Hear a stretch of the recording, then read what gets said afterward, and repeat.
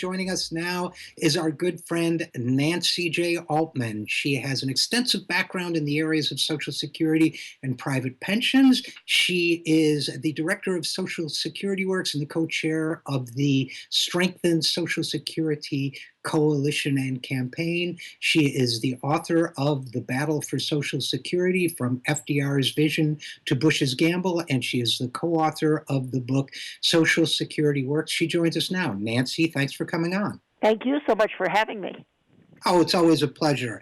And what we wanted to talk about today was the United States GAO, as a government accounting office, if I have my acronym right, just did a study on Social Security and longevity. And it's, I think, an important study. Maybe you can, if you agree, you can help us understand why. Absolutely. It's a very important study that Senator Bernie Sanders requested that GAO look at, and that was the relationship of income levels and retirement age.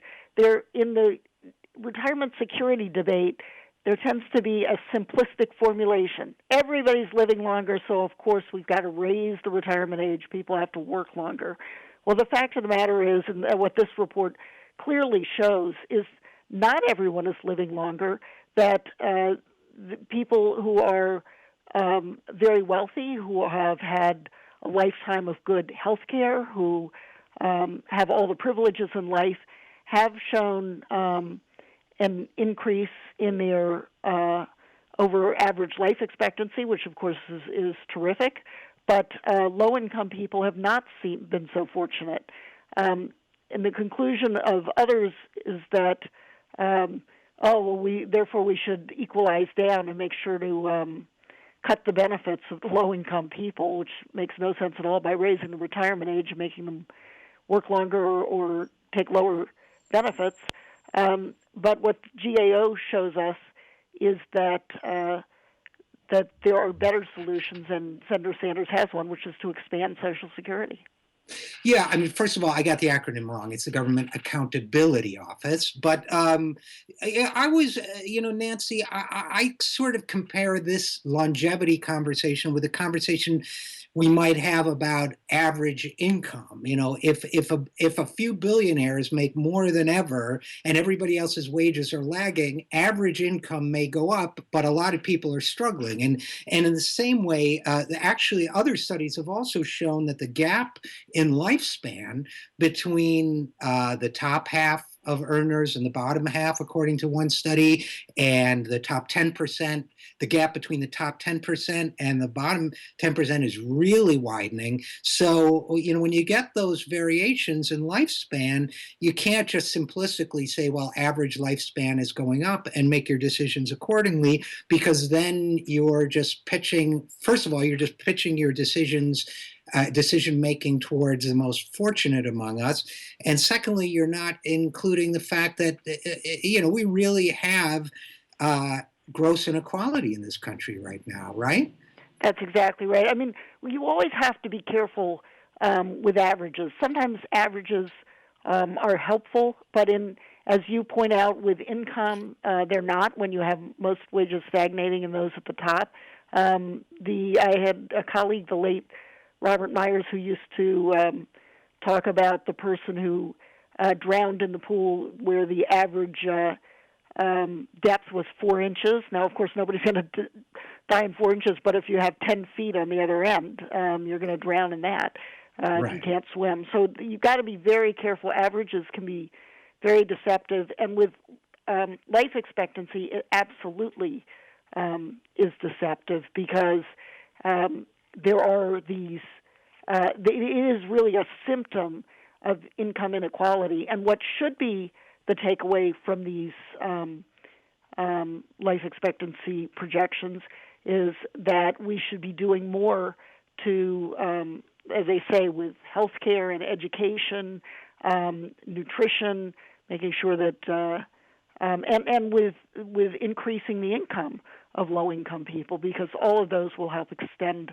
their lives, which is the morally right thing to do. But instead, opponents of Social Security use it. I mean, this terrible thing that we have this um, terrible imbalance in life expectancy in this country, and use it to say, okay, and we're going to use it to dismantle this program that's so important to everybody except the super rich. Right, and we're talking with Nancy Altman, director of Social Security Works, and one of the things that I don't know if there are studies about this, Nancy, but it certainly seems to make sense, is that we know that Social Security has reduced the rate of elder poverty substantially. So one of the things that's keeping this problem from being even worse, this inequality in lifespan, is the fact that people have Social Security benefits. So if you cut lower income people's or most people's Social Security benefits, if anything, you're likely to make this problem worse, right? Exactly. I mean, Senator Sanders, who as I say, commissioned this study, made the point that poverty should not be a death sentence. But in some sense, if you take the fact that look at just the average in life expectancy, you come out with proposals that harm the very people you supposedly are seeking to help. Social Security is the nation's most important anti-poverty program. It lifts about 20 million or 22 million Americans out of poverty every year, including 1 million children, and lessens the poverty of millions more. So the last thing we want to do is cut it. And just as a sort of aside, there was some research that was done out of the University of Iowa that showed that actually increased Social Security there was an interesting study the way they showed this, but it was quite well done, that increased Social Security actually reduces the indicators for Alzheimer's. So by increasing basic income through Social Security,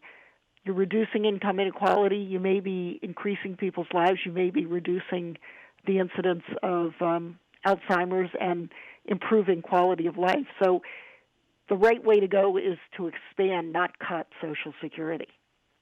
Well, let's take a counter argument that somebody might throw at us. I have my response, but I'd be interested in yours. And we're talking with Nancy Altman, director of Social Security Works. Somebody from the right might say, well, okay, if rich people are the ones who are living longer, doesn't that mean we should apply a means test so that we give lower benefits to rich people? Yes, and the answer to that is that it really is an argument that they're not paying their fair share. The idea of Social Security is that it's an earned benefit. So, of course, people should get it independent of wealth. It's not who needs it, it's who's earned it. And those people have earned it, but part of the earning of it is to contribute to the program. And the people at the very top have not contributed their fair share, and partly because, this new GAO report reinforces that, because it shows, it documents how much more wealthy people get over their lifetime as a result of this disparity compared to lower income people. So they should be paying more in for this more generous benefit that they are getting. Yeah, that's a great point, that they're actually reaping more in the way of rewards because they're living longer. I would add to that, by the way, and I know you've thought of this, but I would add to that, which is essentially the argument based on fairness, that right-wingers are people who don't want more government. Well, okay, we already have a mechanism to collect taxes. Why create a new mechanism to do means testing? Why not just use the mechanism we have so that we're not creating a new costly bureaucracy? Social Security is run very cost effectively because we don't do things like means testing. So why start now? Why not use the tools we have in place already, which is the IRS? An excellent point. Actually, as you say, Social Security spends less than a penny of every dollar on administration. But more fundamentally even than that means testing really turns the program on its head. Social Security is insurance. And it's what you show to receive Social Security is to prove that you've worked long enough and contributed enough to earn benefits. No matter where you set the means, all of a sudden you have to prove that you don't have too much, and all of a sudden you have to show your income and your assets. It will discourage savings because you take two people one who's frugal and one who spends lavishly, all of a sudden the one who's frugal, all of a sudden their means are too high to get the benefit they've earned, and the other person gets benefited. So there are all kinds of reasons. In fact, reasons that Yes. Yeah. should appeal to conservatives, that this is a reward for hard work, that it encourages savings, and as soon as you put in a means test, that all goes out the window. Right. So we can add the no freeloaders argument to the Exactly. pro-Social Security. Before we go on and talk about next steps, Nancy Altman, is there anything else from the findings themselves in the report that we haven't talked about yet? I think that we've hit really the important ones. I mean, obviously it's a very detailed study that has lots of information available online for people to review, and it's extremely well done.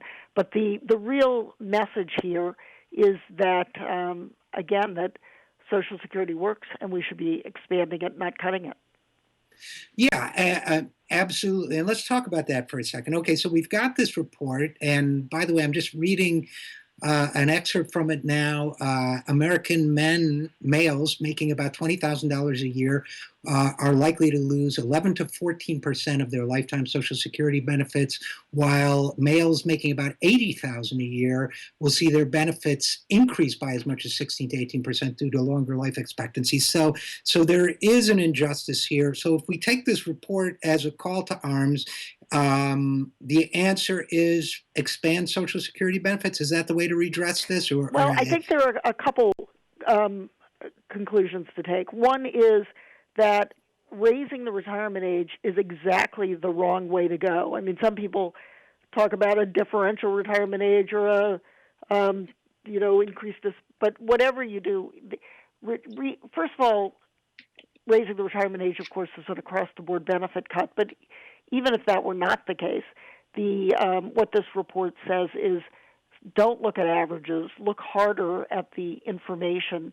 and see that averages can be deceptive. I think another point is outside the Social Security system, which is we should be, as a nation, we should commit ourselves to doing more to reduce this disparity, which has nothing to do with Social Security, let me come back to that. It has little to do with Social Security. What it mainly has to do with are educational opportunities, better infant care, better prenatal care, better health care generally, the ability to get fresh vegetables in all parts of the country, even if you're living in an inner city urban area and so forth. There are many, many ways that we can attack the problem, but recognize it's a problem and that the solution is not to penalize the people who are already the victims of the solution. And by that I mean low-income people already are disproportionately dependent on Social Security, and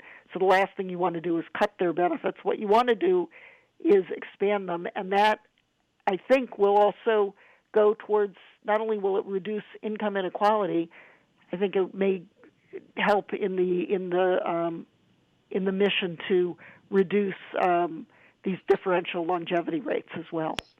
Yeah, I absolutely agree. And just to be clear, for people who might be listening who are not clear how that would how increasing benefits would reduce inequality, one of the main ways, as I understand it, is because people on the lower end of the spectrum are more dependent on Social Security for their retirement income. An increase in Social Security reduces the gap between them and more well-to-do people, right?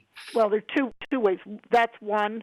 Another is that the Social Security has a very clever formula. It's what's called a progressive benefit formula. So low-income people get a higher return on their money. So this would give them an even higher return than that. And there are various ways you can do it. The other thing is that these benefit increases would be paid for by requiring the wealthiest among us to pay their fair share. If you add that piece in, right, that, of course, is requiring the wealthiest to pay more and making sure that middle-income and lower-income Americans receive a better retirement income benefit. which in this day and age of lost middle class wealth and stagnant wages and eroding pensions seems like a very, very good idea. So unfortunately, we'll have to leave it there. But Nancy Altman, Director of Social Security Works, thanks for coming on. Thank you so much for having me.